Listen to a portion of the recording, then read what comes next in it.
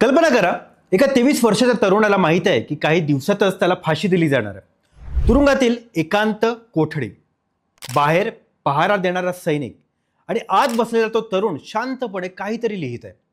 लोक त्याला सांगतात की देवाची प्रार्थना कर, देव तुला वाचवेल. पण तो म्हणतो, नाही, मी देवावर विश्वास ठेवत नाही.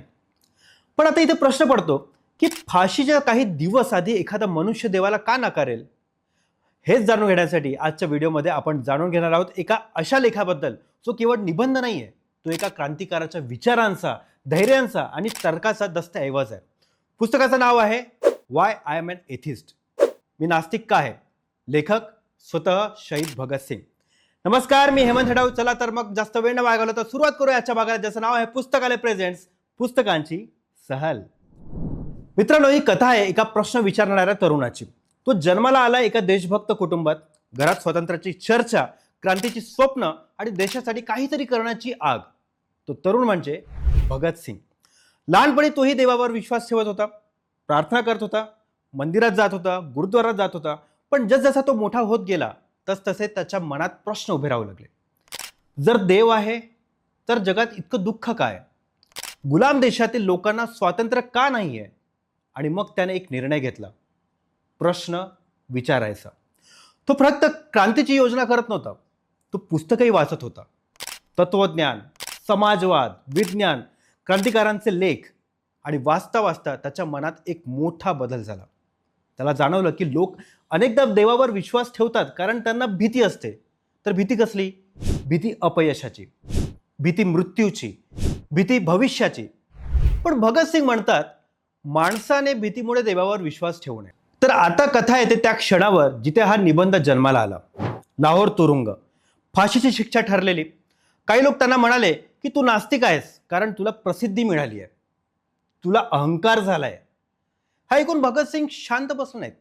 त्यांनी पेन घेतलं आणि लिहायला सुरुवात केली. आणि त्या लेखाचं नाव why I am an atheist. या लेखात भगतसिंग एक खूप सोपा पण मोठा प्रश्न विचारतात.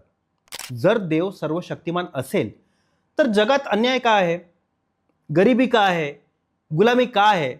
आणि जर हे सगळं देवाच्या इच्छेने होत असेल तर मग त्या दुःखाची जबाबदारी कोणाची? या प्रश्नांमधून भगतसिंग एक गोष्ट सांगतात की माणसाने अंधविश्वासावर नाही तर विचारांवर विश्वास ठेवायला हवा. बघा, या पुस्तकातील सर्वात प्रभावी भाग कोणता आहे माहिती आहे?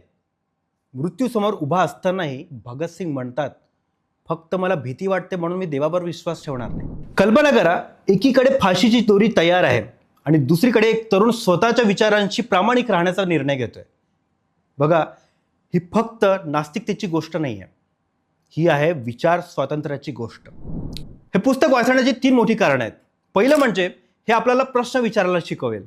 दुसरं म्हणजे हे आपल्याला भीतीऐवजी तर्क वापरायला शिकवेल. आणि तिसरं म्हणजे आपल्याला समजतं की भगतसिंग फक्त क्रांतिकारक नव्हते, ते गंभीर विचारवंत देखील होते.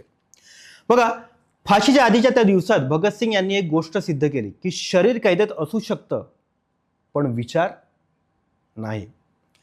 Y I am an atheist हा फक्त एक निबंध नाही आहे, तो एका तरुणाच्या निर्भय विचारांचा आणि बौद्धिक प्रामाणिकतेचा पुरावा आहे. जर तुम्हाला असं वाटत असेल की पुस्तकं आपले विचार बदलू शकतात तर हे पुस्तक नक्की वाचा.